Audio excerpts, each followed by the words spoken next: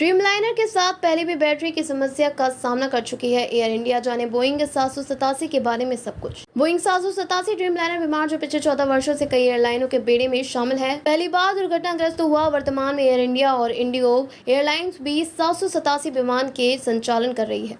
Air India ने 20 अतिरिक्त B787 विमानों को ऑर्डर दिया है और इंडिगो लंबी दूरी के संचालन के लिए ऐसे 6 विमान लीज पर लेने वाली है। बोइंग का 787 ड्रीमलाइनर बोइंग ड्रीमलाइनर 787 विमान पिछले 14 वर्ष से दुनिया की कई प्रमुख एयरलाइंस के बेड़े में है और यह पहली बार दुर्घटना का शिकार हुआ है। आइए जानते हैं भारतीय एयरलाइंस के साथ ड्रीमलाइनर के रिश्तों को और अब तक के सफर के बारे में। वर्तमान में एयर इंडिया और इंडिगो एयरलाइंस B787 विमान ऑपरेट कर रहे हैं। एयर इंडिया के बेड़े में 34 B787 में से 27 B787 8 पुराने विमान हैं। जुलाई में पहले B787 8 को रेट्रोफिट के लिए भेजा जाएगा। पिछले वर्ष विस्तारा के साथ विलय के बाद शेष 7 B787 9 एयर इंडिया के बेड़े में शामिल हुए थे।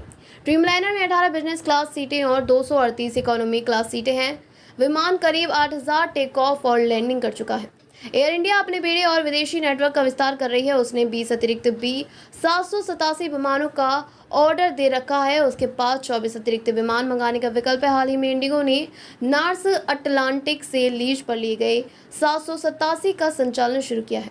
इंडिगो लंबी दूरी के संचालन के लिए ऐसे कुल 6 विमानों को लीज पर लेने वाली है। कुछ वर्ष पहले अमेरिकी निगरानी संस्था फेडरल एविएशन एडमिनिस्ट्रेशन FAA ने कुछ समस्याओं के कारण ड्रीमलाइनर की डिलीवरी रोक दी थी। भारत की बात करें तो एयर इंडिया को 2013 में बैटरी में दिक्कत के कारण ड्रीमलाइनर को लेकर कुछ समस्याओं का सामना करना पड़ा था। इसकी वजह से तत्कालीन सरकारी स्वामित्व वाली एयर इंडिया को भी ड्रीमलाइनर के अपने बेड़े की उड़ानों को कुछ समय के लिए रोकना पड़ा था।